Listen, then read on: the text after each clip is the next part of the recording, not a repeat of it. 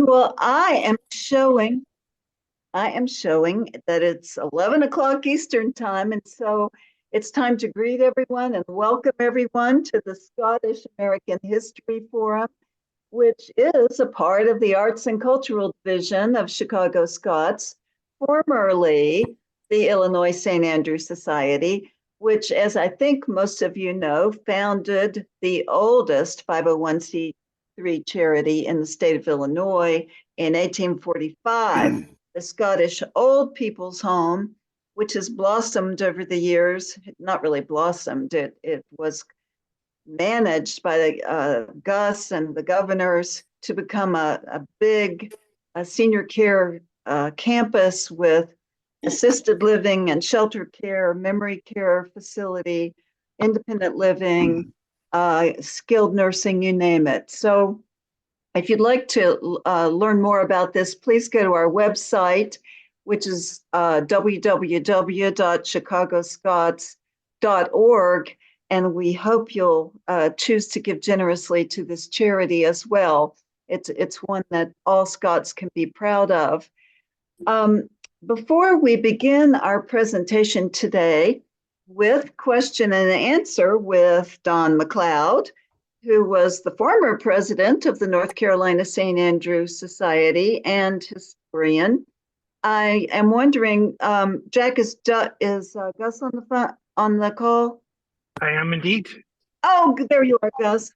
So, Gus, we'd love to hear from you. Thank you for joining. Gus is the president of Caledonia and Chicago Scots and is joining to greet everyone and give us a little update on Caledonia. Gus? Thank you, Connie. I hope everything is well in Scotland. I was just there. I think when you came back to Illinois, I was over in Scotland. So we passed each other somewhere above the Atlantic. I was there to witness a famous victory in the Calcutta Cup at Murrayfield when Scotland beat the old enemy at rugby. It was a great day. I was there with the chairman of our board, Charlie Gonzalez, and treasurer and former immediate past chair, Paul Melville. We went to visit with the Scottish government, and we're in Parliament for a vote. It was really interesting to see how Parliament was working. We went to visit with the University of the West of Scotland, who run Alzheimer's Scotland, and talked about some incredible initiatives that we're looking to replicate and help them with their work. Then we went to visit a really wonderful community in Erskine Veterans Village, who we're looking to partner with also. And all this is to say that Chicago Scots and Caledonia Senior Living is a unique little community that really represents Scotland in Illinois by linking the work that's done on both sides of the Atlantic together in a way that is really wonderful, whether it's in elder care or cultural promotion. And we are your means to connect to Scotland, and Scotland's means to connect to the United States. I want to thank Dawn Miller for putting that visit together. I think Dawn might be on the call, but she did some incredible things and is a force for really good stuff for the Chicago Scots, as are all the people who live and work at our community, and the people who lead our board. And you are one of those, Connie. So I want to thank you very much for all that you do for the Chicago Scots. And I'm really looking forward to hearing Don's presentation. I've enjoyed Don's comments previously, and today I look especially forward to hearing what he has to say. Yeah, beautiful. Well, thank you, Gus. Thank you so much for joining. We really appreciate it, and glad you're back in Illinois. I'm sure everyone's very glad. I have a little friend in the back of the car. That's my son, Bobby. Say hello, Bobby. Bobby, hi, Bobby. Where's your brother Langston? He's on his way to meet us. Okay, great. Well, it's nice to see you both. Thank you so much.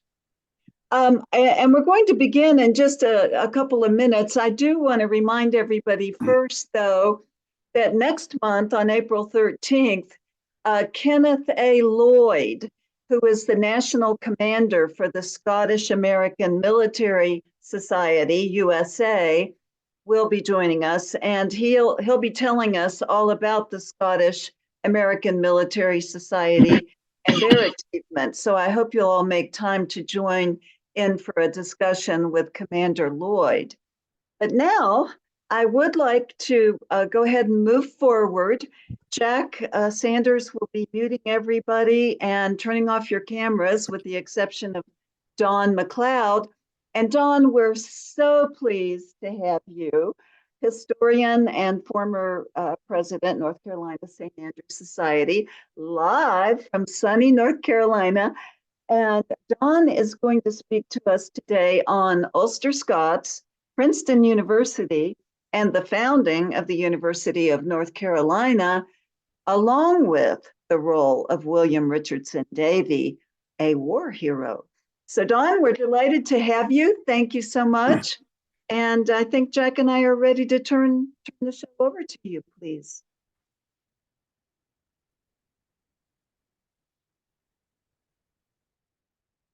Am I on now? You are indeed. You are on and ready to go, all set to go. Yeah, give me just 1 second. I need to make one adjustment.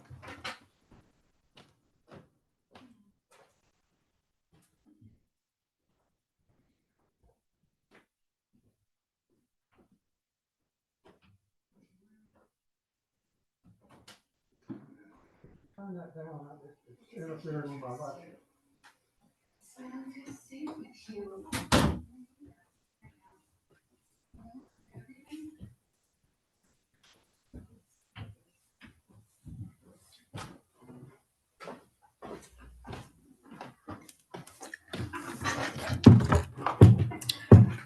Okay, I'm back. Okay, we're ready for you, Don. Take it away. Okay, thank you, Connie. I got interested in this topic a few years ago doing research on the Loyalist Patriot conflict here in North Carolina during the American Revolution. I kept seeing under the Patriot leading people that they were Ulster Scots, they were Presbyterians, and many of them had gone to Princeton University. So, and then as I studied more about the University of North Carolina, I saw these same characters popping up as being responsible for creating UNC Chapel Hill.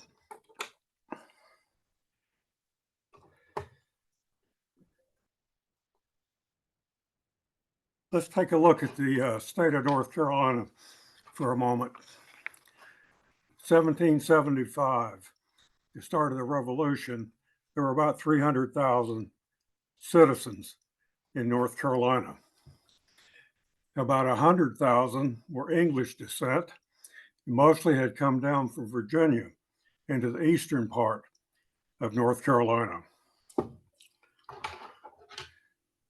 That would be, can you see my cursor? We can see your slide and the statistics at the bottom. Okay. The eastern part of the state was largely English descended. There were about 60,000 Ulster Scots came down from Pennsylvania, down the Great Wagon Road. They were particularly prominent in the middle and western part of the state. You had about 25,000 Highland Scots that were in the southeastern central part of the state. You had 100,000 African slaves.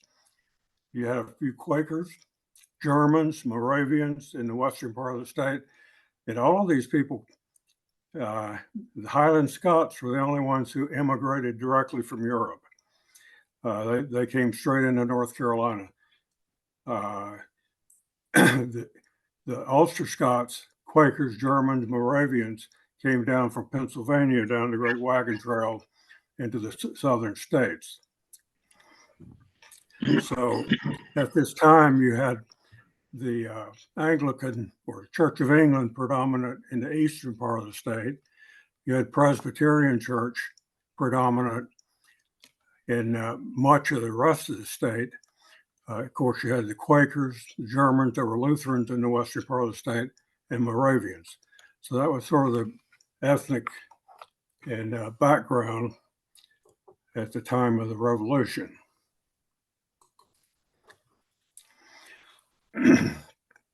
North Carolina was the first state to really formally sanction for independence. This occurred only 2 months after the Battle of Moores Creek, in which the Patriot militia had defeated the loyalist Scottish Highlanders. Halifax was a cultural center and political center at the time. It's just a small village today. But North Carolina was the first state to say, hey, we want out.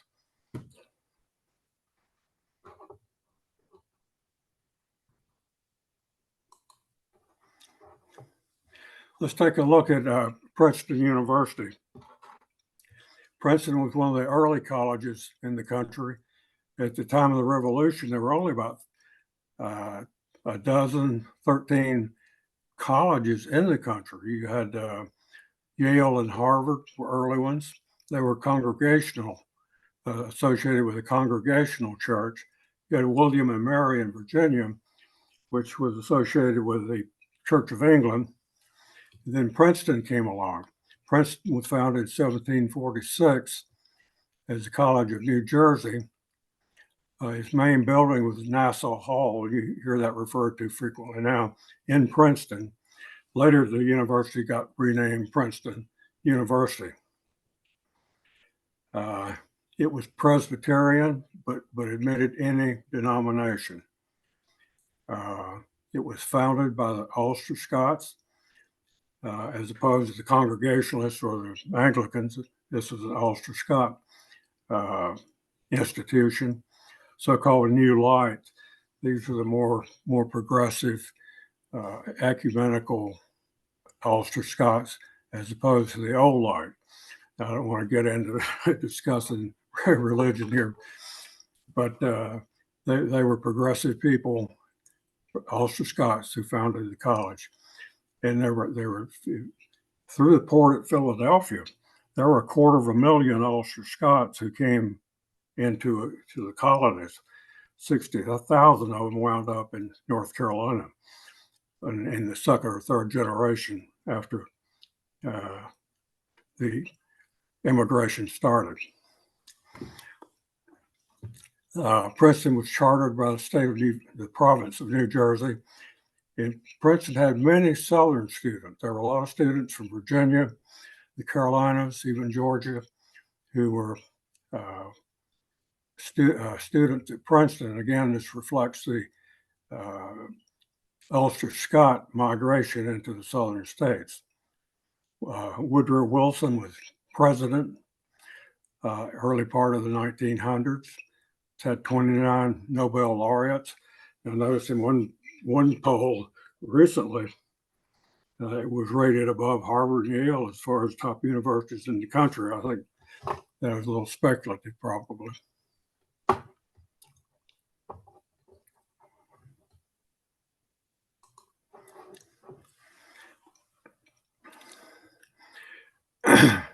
Let's take a look at John Witherspoon.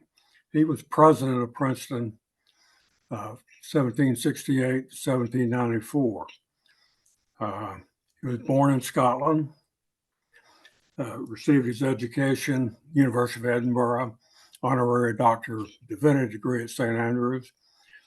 He was a staunch Presbyterian. He was a Scottish nationalist, Republican in terms of political outlook. Interestingly, he was a Jacobite prisoner at the Battle of Falkirk back in 1746 or 45. He was, again, a Scottish nationalist, opposed the Jacobites, and was taken prisoner. He was recruited to Princeton by Benjamin Rush, Dr. Benjamin Rush from Philadelphia. He was the sixth Princeton president. The first five died in office, and Witherspoon had a very difficult time convincing his wife to immigrate to America. With the first five presidents that died very quickly in office. The college was in debt. It was very weak teaching, poor libraries. Witherspoon revived the college, raised a lot of money. He personally was very busy teaching, speaking, teaching English, history, moral philosophy. I need to step away for just a drink of water. I'll be right back. Pardon me.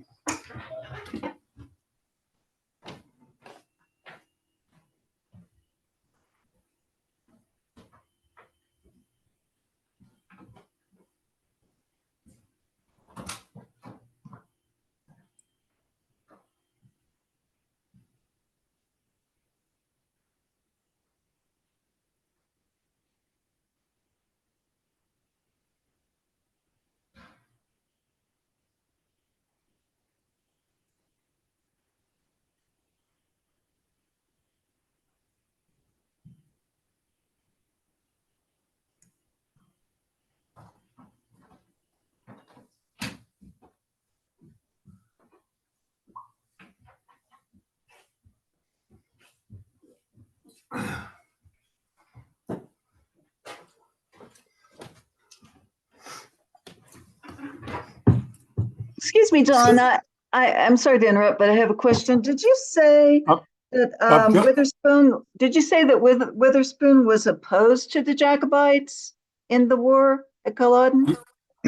Yes, sorry I had to step away. I suddenly needed a drink of water. Witherspoon was a Scottish nationalist, but he was definitely not a Jacobite.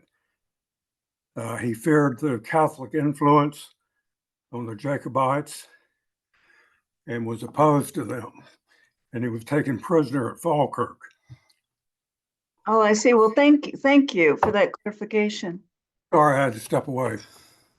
Not at all. We're glad to see you back, though. Thank you. But Witherspoon was an interesting person. He really got into politics, religion, a number of things in his teaching and his influence on Princeton.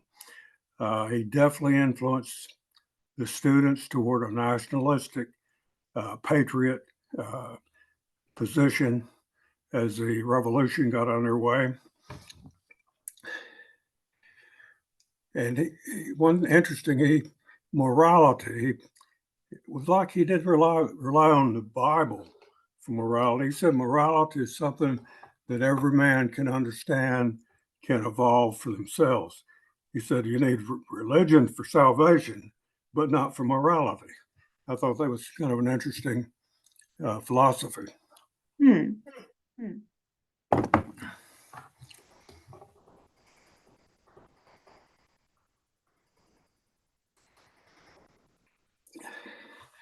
Witherspoon was born in Scotland.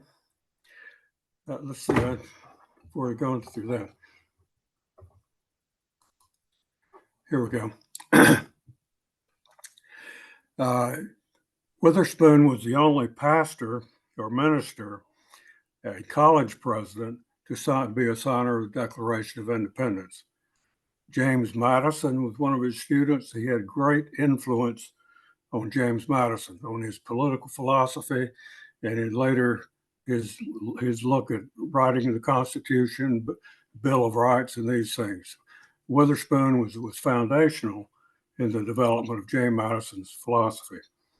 Looking at Princeton, in those early years, there were 28 U.S. senators, 49 congressmen, 3 Supreme Court judges, and many other leading people who were students under John Witherspoon.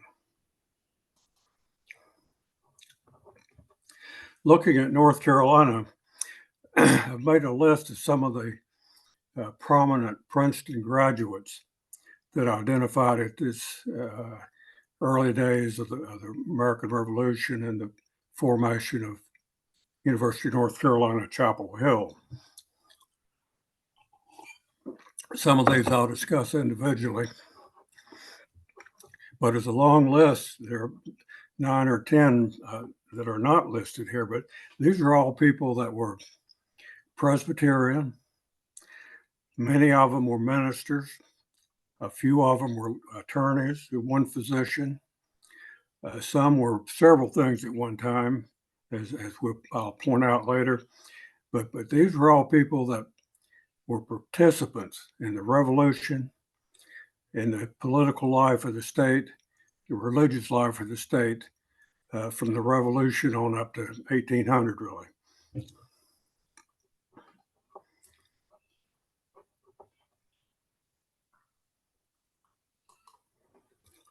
Let's take a look at David Caldwell. He was extremely interesting. Graduated Princeton 1761. He was a minister of the Alamance in Buffalo Presbyterian churches near present-day Greensboro. He was a farmer. He had a 550-acre plantation. He bought a bunch of medical books and became a physician. He married Rachel Craighead. She was the daughter of Alexander Craighead, who was the first Presbyterian minister in the western part of the state. Very rugged individual, hated the British, it was a very strong patriot, supporter of the American Revolution. So Caldwell hooked up with with Craighead's daughter, quite a combination. Caldwell had a so-called log college. It was a log building for almost 50 years. He was involved in the Regulator War. He tried to make peace. The Regulator War with mostly the western part of the settlers in the state were very upset at the colonial government for overtaxation and not being represented in the colonial Congress. And so they rebelled.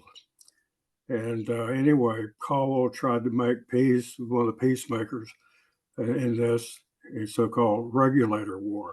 American Revolution, he was the biggest recruiter of patriot soldiers of anybody in the state.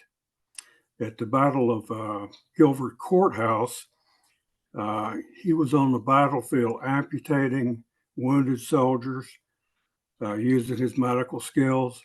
He was right in the middle of the battle, practicing medicine. War of 1812, he was still preaching at Alamance and Buffalo Presbyterian churches. The state was having difficulty getting people to sign up for the war. He gave a sermon, and all the eligible people in both those churches that day volunteered for the War of 1812. He was an amazing person.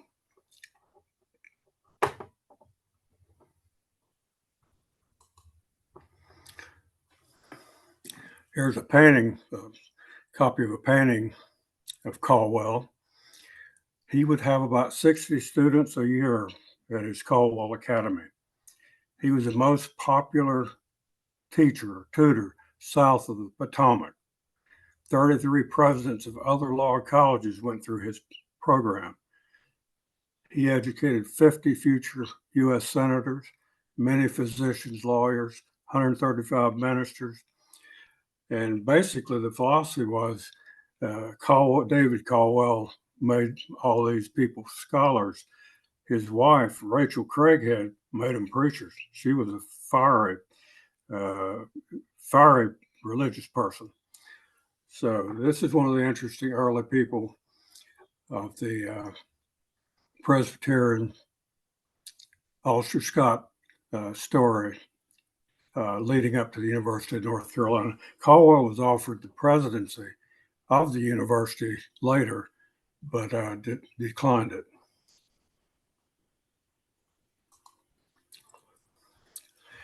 Joseph Alexander, Princeton graduate, 1760. He started a college in Charlotte called Queen's College. It was authorized by the state. This Governor Tryon was the governor at the time, and had been impressed by the Presbyterians' support of him in the Regulator War and different things. And he supported the Queen's College in Charlotte. It was rejected by the British Crown, though, because there are too many Presbyterians involved. So they changed the name to Queen's Museum and later changed the name to Liberty Hall. There were a lot of enthusiastic patriots in the Charlotte area. They were Ulster Scots, and they came up with something, a document called the Mecklenburg Resolves, which was somewhat like the Halifax Resolves, promoting independence from Britain. Joseph Alexander was one of those Scots-Irish who got education, important education, going in the state. Alexander Martin, Princeton, 1759. His family were good friends with James Madison's family, and they would visit in Virginia. He influenced James Madison to go to Princeton.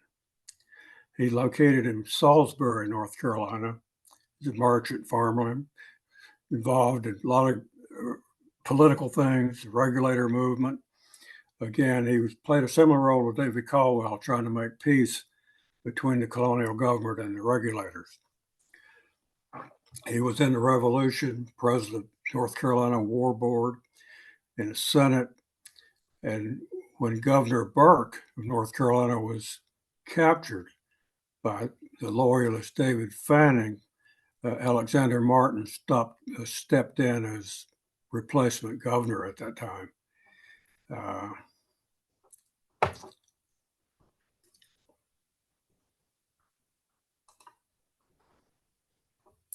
He was Governor Alexander Martin was elected governor twice. He had some sympathy for the loyalists, at least in terms of not totally putting them in prison and taking all their property and all during the Revolution. He was a moderate Federalist. As governor, he approved the formation of the University of North Carolina. And he was the first president of the trustees.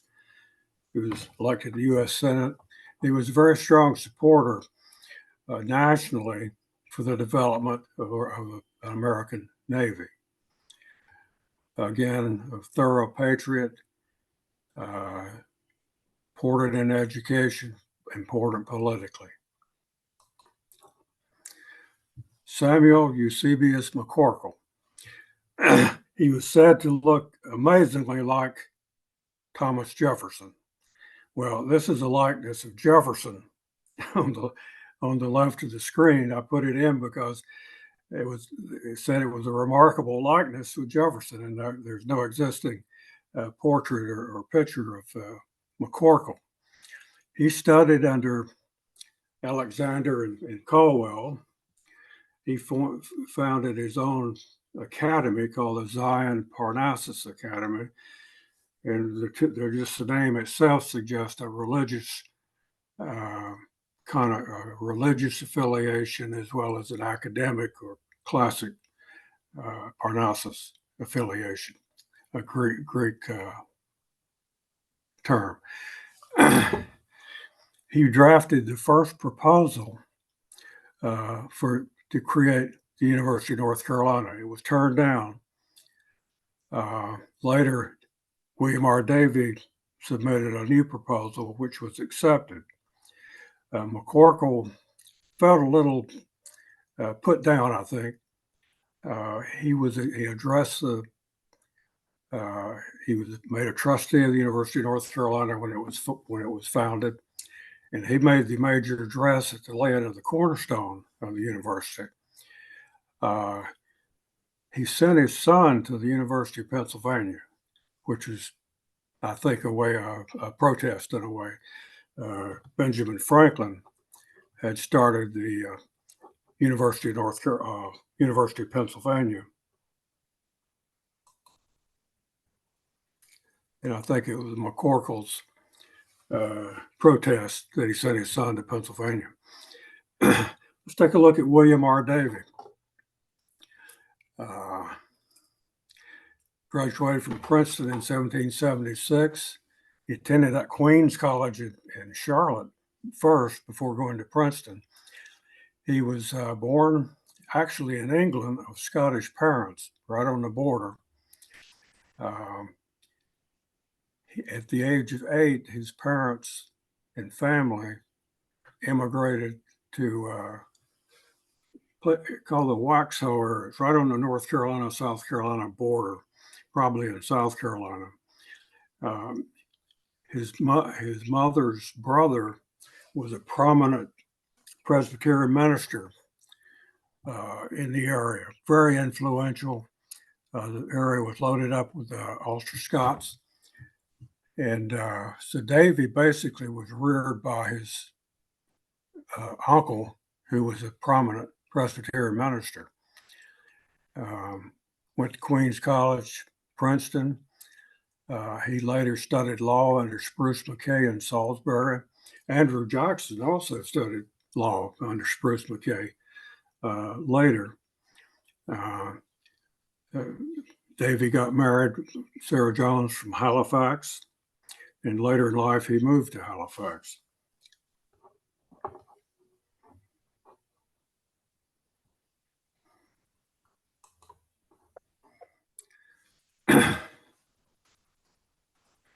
This is a historic marker in Halifax. Davie was a very successful partisan militia leader. He had a cavalry that he created himself, got volunteers, created cavalry. They were very active militia. He was wounded earlier in the Revolution in Stono Ferry near Charleston in South Carolina. Healed up, clerked under Spruce McCoy for law for a while, got back in the war as a cavalry leader. One of the interesting episodes is General Cornwallis, British Army was on the march north. They were to take, from South Carolina, they were to take North Carolina. There was a battle of Charlotte. At the time, Charlotte was probably 200 people, a few homes, tavern, courthouse, just a few buildings. But Davie's cavalry laid ambush in Charlotte for Cornwallis. Cornwallis probably had 1,000, 2,000 troops. Davie only had a couple hundred, but they successfully defended Charlotte with the help of supporting with the population in the area. Cornwallis was so frustrated, he referred to the Charlotte area as the Hornets' Nest. And even today, you have the Charlotte Hornets basketball team. The Hornets term has hung around for Charlotte. And some of the British leaders said that the area between Salisbury, North Carolina, and Charlotte was the most hostile area in the country to the crown. Salisbury is about 50 miles north of Charlotte. But Davie's militia were involved, and General Nathaniel Greene's, his so-called race to the Dan to get away from Cornwallis and go to Virginia. Greene was made commissary general by Nathaniel Greene. Davie hated it. He enjoyed it, leading the cavalry, fighting, but he took the position and was very successful trying to find food, forage for the animals, and keeping the American army alive. It was not something he took great pleasure in, but he was successful doing it. Here's a William R. Davie house in Halifax. He moved to Halifax after the war. A little bit on the character of Davie. Davie was physically strong. He was fierce in battle physically. He had a great voice. He could be heard on the battlefield clearly for a great distance. He was very educated. He was eloquent. He had a great vocabulary, very polished in his presentation, a very handsome person. And he had great courage. He had great leadership skills and was a person that immediately stood out among a lot of people. He immediately stood out as a leader and a sensible, wise person. He was on the committee in Philadelphia to frame the U.S. Constitution. He was not there the day things were signed, but he was part of that process. He introduced the bill to the state legislature to charter the University of North Carolina. He got the charter approved. He designed the curriculum, chose early faculty, and was really the guy who put the university together. He was the Grand Master of the North Carolina Masons. He headed the ceremony laying the cornerstone October 12, 1793. He was governor of North Carolina, 1798. He was a Federalist in a Democratic state. He was involved with the affair, with so-called quasi-war between the U.S. and France, and he was sent as one of the envoys, the negotiators dealing with France to avert war. This was around 1800. And anyway, he retired to this home in Halifax. Here's an interesting side. Sir Archie. Davie bought this horse for $5,000 in 1805. $5,000 in 1805 would be about $125,000 today. Sir Archie was sired in England, brought to Virginia, where Davie acquired him. Sir Archie is considered the foundational sire of American turf. Some of his offspring include Man o' War, Native Dancers, Seabiscuit, Secretariat. A few years ago, I remember an article, half of the Kentucky Derby field were descendants of Sir Archie. We don't have nearly that success breeding men, I don't think.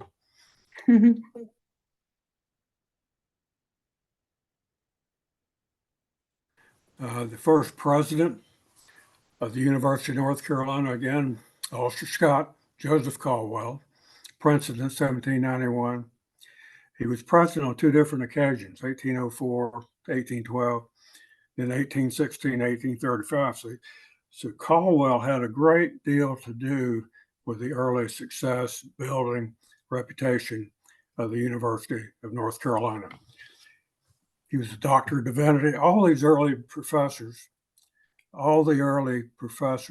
and leaders at the UNC Chapel Hill were Presbyterian. And they were, most of them were Ulster Scots, including Joseph Caldwell.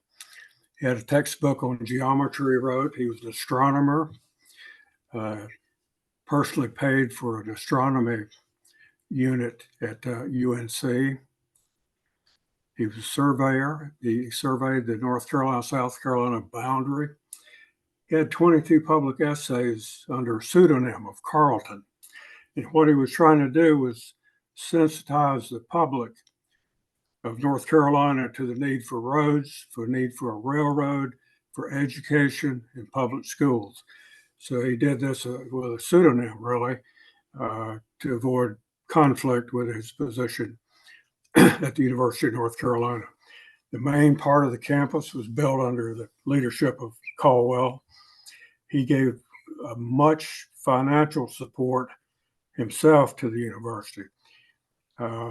It's interesting that early days the university was supported. Tuition couldn't begin to pay for anything. There was Benjamin Smith, who donated 22,000 acres of land in what is now Virginia, actually, to the university. That was helpful. the state of North Carolina decided that any achievements, money that the state or property or money that the state earned by achievement would go to the University of North Carolina. So that supported the university in those first few decades. Tuition really wouldn't even pay for one professor's salary, probably. But Caldwell was a very savvy leader, kept things peaceful, had to play the politics with the state legislature, different political parties, to keep support for the university alive. Here are a couple of sites on the campus. One is called the Davie Poplar. The legend has it that as they were looking for a site for the university, a number of people, including Davie and leading people at the time, had been hiking and walking for miles, and they finally sat down for lunch under a large poplar tree. And this is that poplar tree. The tree was a large tree then, so it's at least probably 250 years old, or probably older. So this is the story is this is where they sat down for lunch, and somebody said, "Eureka! This looks good enough for the university." So that's where they located the university. On the right is one of the iconic symbols of the university, the old well. That's East Building in the foreground, in the background. East Building was the first building on campus. That's where the cornerstone was laid, where Samuel McCorkle gave the address. Davie was there, and all the dignitaries.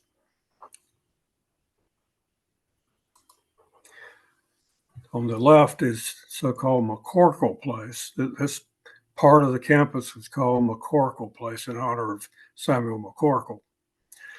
The Davie Poplar is within this McCorkle Place. There's a monument to Joseph Caldwell in McCorkle Place. So these are some of the key historic parts of the UNC campus. There's an interesting guy named James Hogg.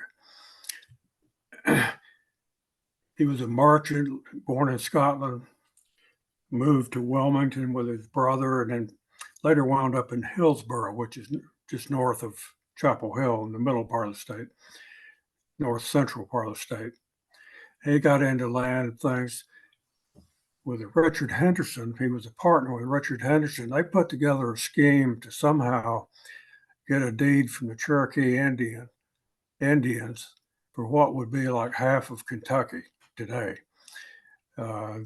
This never went anywhere, but he was a speculator. But he had helped locate 280 Ulster Scots into North Carolina.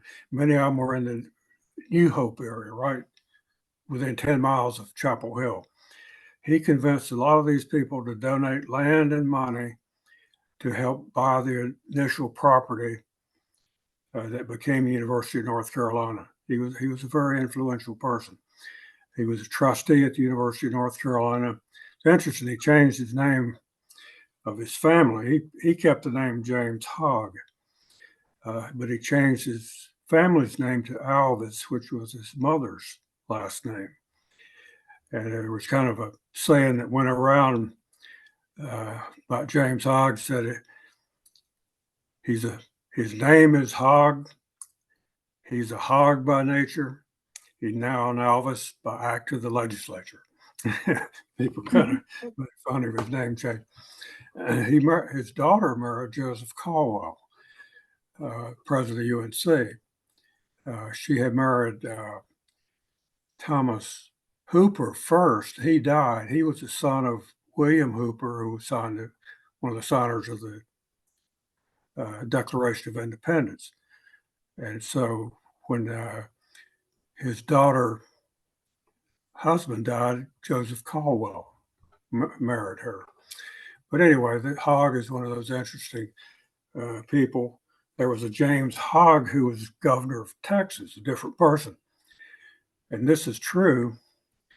He had a daughter and named her Ima Hogg. There's another story that he had a second daughter who he named Ura Hog, but that's not true. That's myth. It's a joke. But there was an Ima Hog in Texas. So anyway, that's pretty much my lecture today. I would appreciate any comments, questions. I've enjoyed being with you. Thank you.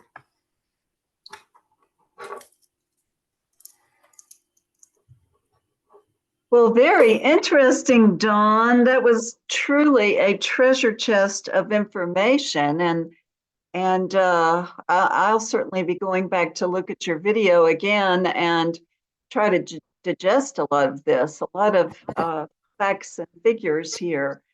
Jack, maybe you can unmute everybody's mics and get the cameras back on, and we'd love to have some discussion and question answer with Don McLeod, please.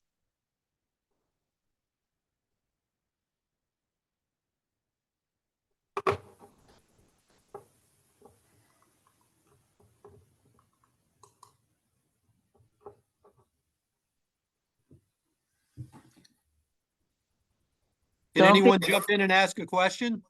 Yes, please. It's an open forum. So I was kind of curious about what you were talking about, the wagon trail from Pennsylvania into the Carolinas, because my family were Ulster Scots too. They came from Maine initially, but then ultimately went to Pennsylvania and then down to North and South Carolina. So I don't know too much about how people got around then, and was just curious about that as a major byway you're suggesting from people from further north coming into the South. Yeah, the Great Wagon Trail ran from Philadelphia to Augusta, Georgia, 700 miles. Typically, people were traveling with Conestoga wagons, horses, oxen, pulling their wagons with their goods. The average wagon made about 5 miles a day. So if you went all the way from Philadelphia to Augusta, Georgia, it took you 2 or 3 months to do that. But that was the great, it's like I-95 and I-85 put together now. It was the way south. Where was it located physically? I mean, well, it ran through parts of Maryland, down through Virginia. In North Carolina, it went through the Winston-Salem, Charlotte area, through the kind of the middle of the state, on down through South Carolina into Georgia. Primarily the Shenandoah Valley area. and did some of the people on the Great Wagon Trail peel off at different points to head further east towards the coast? Well, there was the Great Wagon Trail. There was also a more eastern trail, which basically, if you look on the map where the cities are located on estuaries, places like Richmond, Virginia, where like it's on the James River, but from the Richmond you can go to sea. There was a trail that hit all those estuary cities, which was another trail that people Do you recall the name of that trail? I'm dropping the name right now. It has a name, but it touched all those tidewater cities. I believe it was called the Kings Road. Places like Charleston, South Carolina, Newbern, North Carolina. Well, it was a trail. It was a more eastern trail that connected those towns that were established on the estuaries. What's the eastern trail of the 1700s from Charleston to Newbern?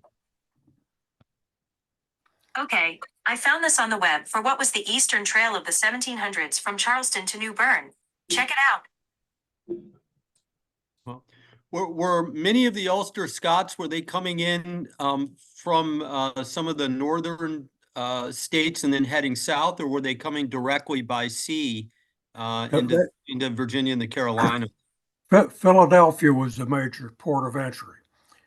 and some other ports on the Delaware River. But most of them came into Pennsylvania. So there were entry points further north. Some moved north from Pennsylvania into New Jersey, New York. The Great Migration was southward into Maryland, Virginia, the Carolinas, Georgia, and what is now Kentucky. And the Scots-Irish wound up being the Bible Belt of the South, really. There's even a book to that effect. But most of the big entree was Philadelphia. And then moving south, Pennsylvania was already occupied by Quakers, Germans, English people. So the land was more expensive. Things were much more rural and inexpensive southward. That's the migration went south mostly. Was there a migration into Western Pennsylvania too of the Ulster Scots, or was that a different group? No, they went into not so much Baltimore, but Western Pennsylvania. The Great Wagon Trail ran through Western Pennsylvania. Well, Western Maryland, sorry. Yeah, I have a house in Princeton, and the Nassau Presbyterian Church is right in the middle of the campus, and their cemetery has a lot of some of the people that you talked about, as well as former presidents and so on, that's affiliated with them. But did Columbia University, did that have an affiliation with the Presbyterian Church as well and the Ulster Scots? No. Columbia was Anglican primarily, and it started out as King's College. Okay. Don, one of the more notable travelers was Daniel Boone and his family. You might trace his path, because I think they originally settled in the Lancaster, Pennsylvania area, and then they made their way south on that western route. Yeah, there were a lot of those pioneer type, Daniel Boone, Kit Carson, Davie, Crockett. All these people were Ulster Scots descended. And actually Boone was part of the plot with James Hogg and Richard Henderson. Boone was their scout into the Cherokee country, which is now Kentucky. Boone was part of the plan to take 1 million acres of land and auction it off. What was Francis Marion and his group along the PD River, were they Ulster Scots, or were they a different group primarily in that part of the Carolinas? Sort of the equivalent of William Davie and his cavalry. You had Francis Marion, suddenly dropping names. Francis Sumter is Marion, the one you're looking for. Thomas Sumter. What was another? They were kind of the equivalent militia people in South Carolina. Were they Ulster Scot derived or affiliated at all, or were they more Anglican and English, or mixture? I frankly don't know. Marion was Huguenot, of all things. Interesting. Yeah, there are a lot of Huguenots in South Carolina. Very interesting. And I hope my mic is on, my video is not. Very interesting, because you talked about at least 2 of my ancestors. The Battle of Guilford Courthouse was fought on my Quaker ancestors' land, the Jessup family. Yep. And from my other side of the family. Who was speaking now? My name's Helen Bala. Okay, thank you. But the Battle of Guilford Courthouse in that area is very interesting to me, because I can't claim that the guy that owned the land is a DAR ancestor, because they can't prove whether he supported the British or the rebels. The other interesting thing from the other side of the family, I'm a distant cousin of Nathaniel Greene. Interesting. So both sides of my family fought at the Battle of Guilford Courthouse. Yeah, Greene was in charge of the entire Southern Army during the latter part of the Revolution. A very interesting person, played a very pivotal part. He lost most of his battles, but never lost his army.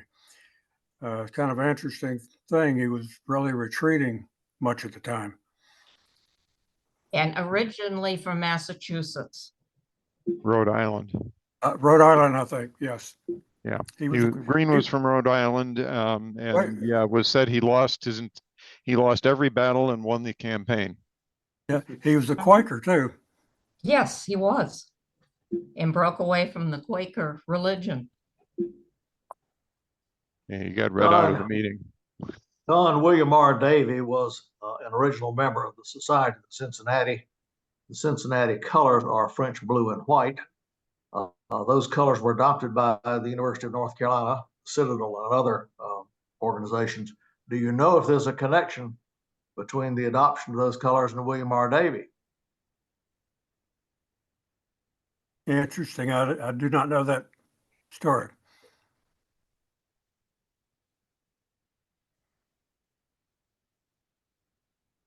George Lennon, you mentioned the Society of the Cincinnati. Where do you reside, sir?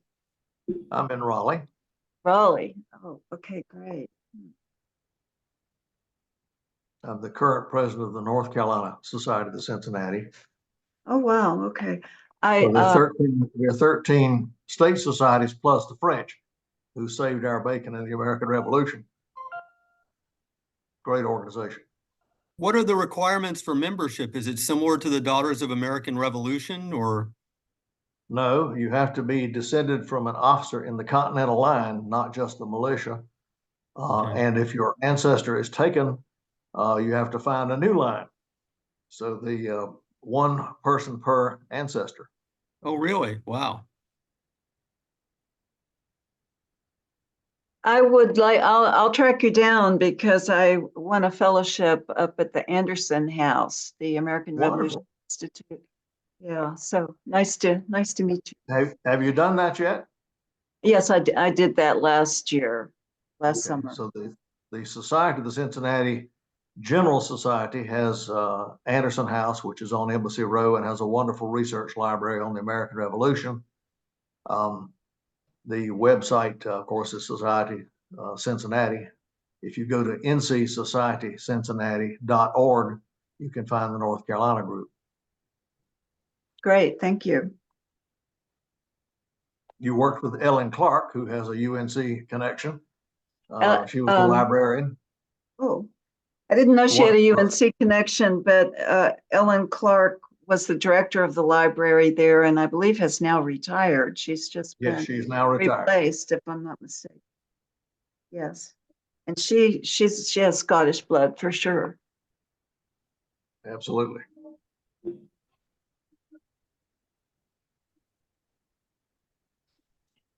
Yeah. Other comments? Sorry to interrupt with that. Other comments, No, please. that's fine. I just wanted to say, I think I'll turn my video on here. I think it's fascinating, as you drive around, you see all the influence that Presbyterians had on the founding of our country and so many other great states, along the Eastern Seaboard.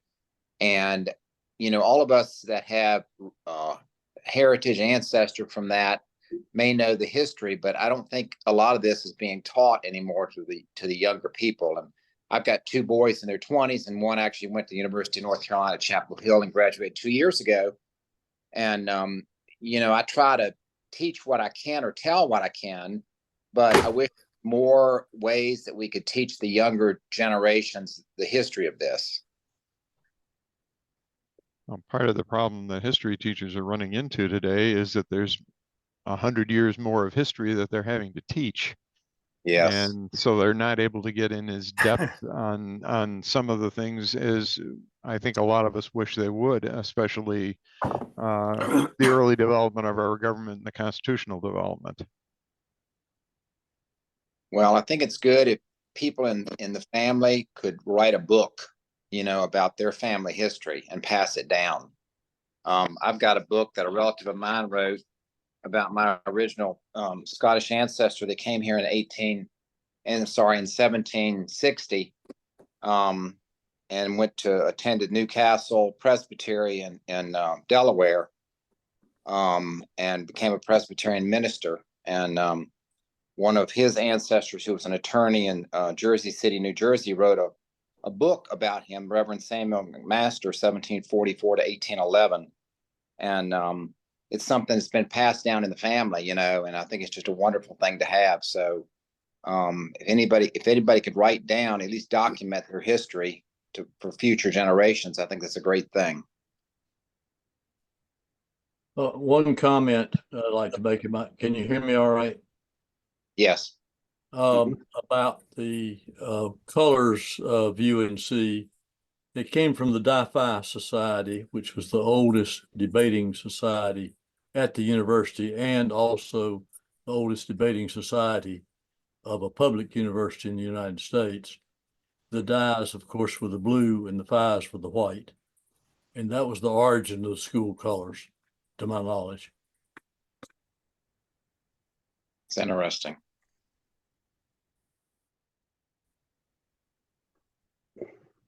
Remember all the genealogy societies, ancestry, etc., that are collecting this information. There's so much of it that is available digitally. Not everything by any means, but that is another place to look for family history. Absolutely. Absolutely. We have a book like the one that you described that traces ancestry in this country from the 1750s, prior to that from Ulster and Scotland. There are only a few copies left and they're out of print. Is there any type of project that you know of that's trying to take some of those older histories and digitize them so that they'd be more generally available, rather than trying to track down one or two that are, you know, hard copies that are left in the country? Family Search has local genealogical digitization. I had my mother's manuscripts digitized by them, and they're part of the Family Search catalog. And they had a digitization set up at the Fort Wayne Public Library, which is one of they say the second best public library for genealogy in the country. And it's about I'm in Greater Chicago. It's about a 3-hour drive from here.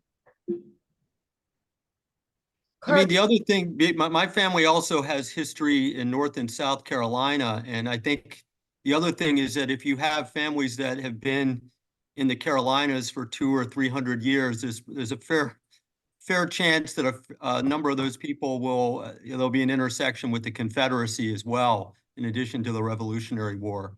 And so I would say yes. My family, my Quaker family from Guilford Courthouse, left North Carolina in before 1820 for Indiana, settled south of Indianapolis.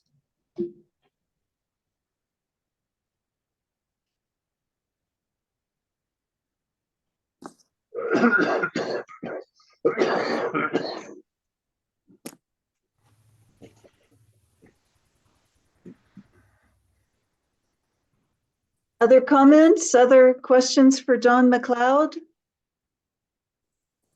Thank you very much. Very educational.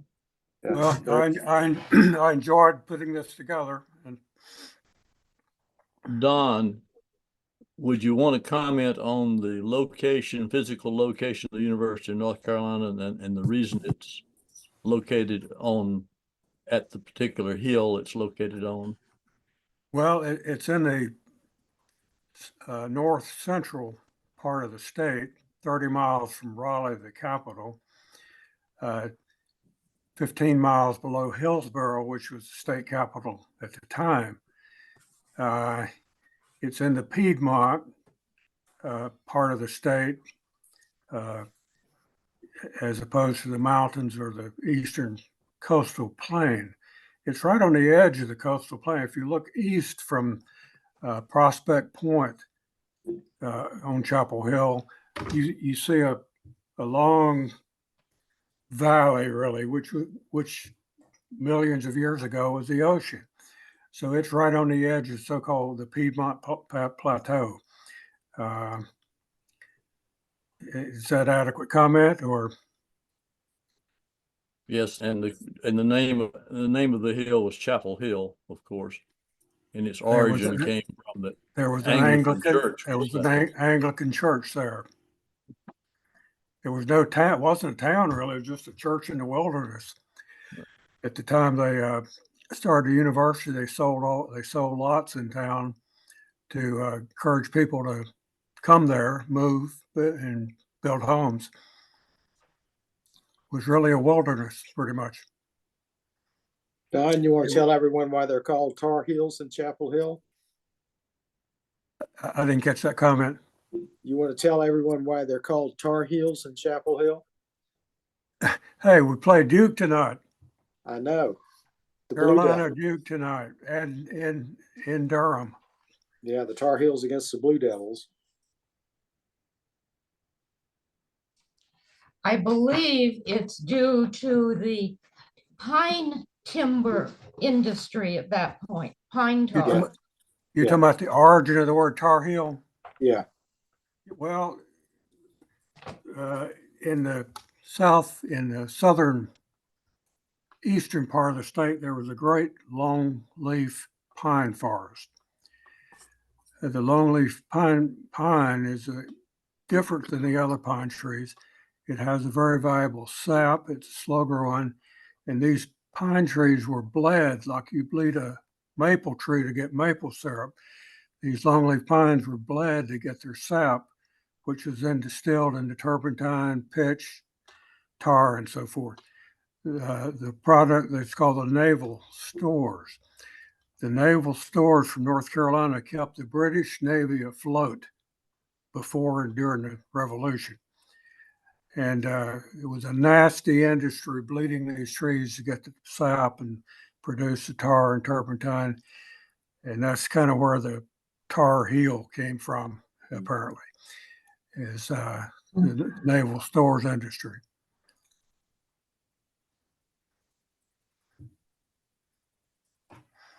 And I think the legend goes that in the Civil War that the North Carolina boys fought like they had tar on their heels. In other words, they didn't retreat. Although our license tag says first in flight, and I have a lot of Ohio friends, and they said that must refer to the Civil War as well, not Orville and Wilbur Wright. It actually refers to Orville and Wilbur Wright. I've been there. Yep. Don, may I mention the North Carolina Scottish Trek? Yes, yes, please do. Introduce yourself too. Yeah, I'm Catherine Ford. I'm the president of the Scottish Society of Wilmington, and I'm also on the board of the Cape Fear Scottish Immigration Memorial Fund. We are in the process of developing a memorial to the 20 to 50,000 Scots who immigrated into the Cape Fear River. And as part of that, we are hoping to develop what we call the North Carolina Scottish Trek, which will sort of be an online resource to trace the migration of those Scots up into the central part of the state and up, ultimately ending at Grandfather Mountain. And we're beginning to work on getting some signage at various places, and it'll be, as I said, an online resource for people to tell the stories of their families and their migration. So this is something that's in the works. And you're close to establishing a physical monument, are you not, Catherine? We are lacking one tiny little piece of state approval, and then we're ready to break ground. Where will At the Brunswick monument Town. be located? It will be located at Brunswick Town. It's a state historic site, which is the actual port in which where they arrived. Mhm. It's about 10 miles south of Wilmington on the western side of the river. The river was not deep enough for ocean-going vessels to get to Wilmington until about the 1820s. Mhm.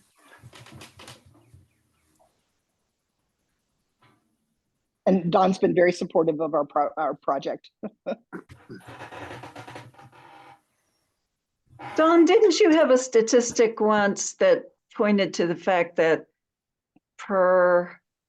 I don't know whether it was based on area and square feet or what, but there were more Scots in the state of North Carolina than anywhere else in the country? I think if you look back at that first slide I had, I think the second slide, population of the state at 1770, 300,000 people. Well, 60,000 were Ulster Scots, at least 25, probably more, were Highland Scots. That's about a third of the population. 1/3 of the population was African. So half of the white population were Ulster Scots or Highland Scots, roughly. Those are rough numbers. And so if you look at a percent of the I'm sure there are more people that could find some Scot in their ancestral background in a place like California with 40-something million people. North Carolina has 8 million people, but I've heard it said that there are a larger percent of people in North Carolina have Scottish ancestry than any other state. So that's percentage, not absolute numbers. My Ulster Scot was born in Belfast of Ulster Scot parents and ended up in Ontario, Canada in the 1840s. At one point, I think it might have been the 1950 federal census, there were more people of who identified as of Scottish descent living in North Carolina than there were in Scotland. I believe it.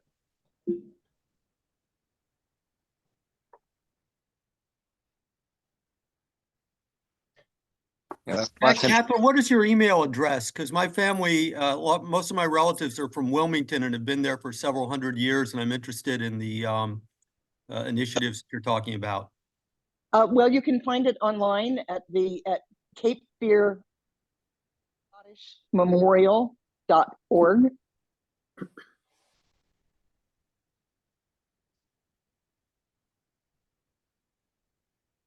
Sorry, it's Cape Fear Scots Memorial. Thanks. You want to do some touring around Scotland on YouTube, there's a woman, her name is Ruth Aisling, Aisling, and she bought a camper van and drove all around Scotland and has produced a number of videos. And one of the coolest ones I've seen, my Bowie ancestors came to North Carolina from the Isle of Jura, which is a small island off the west coast of Scotland. And she did a trip to the Jura. And one of her last comments in her video is she's standing on a beach and she says, "This is the beach from which the immigrants from Jura left for North Carolina." So it's pretty cool to see that and hear that. What's the name of her program again, please? Well, her name is Ruth Aisling. Her last name is Aisling. So if you just enter her name on YouTube, you should see her videos pop up. And there's probably about 5 or 6 of them at least that are Scotland. Most recently, she left Scotland and went over to France. And she's been doing some videos in France with some visitations around World War I.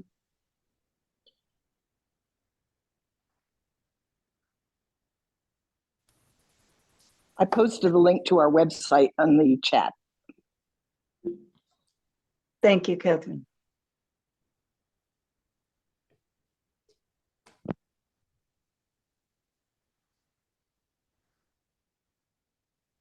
Any other discussion today? This has really been absolutely fascinating, Dawn. Yeah, Thank very you for delving Well, into I've enjoyed it. this Connie, for us. thank you for inviting me. We appreciate the research effort. Very interesting.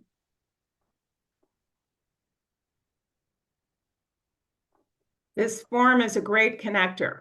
This has just been a wonderful experience and continues to, just even this chat and how people are connecting over all kinds of Scottish purposes. It's wonderful. Thank you, Connie. Oh, you're so welcome. Well, actually, thank you, everyone. That's a great segue, Dawn, because we couldn't do this if you didn't participate. And please bring your ideas, bring your suggestions. We'd love to follow up. If you have ideas on interesting speakers, let us know. And just appreciate everybody being here. Jack Sanders, thanks for all you do for us. We couldn't do it without you.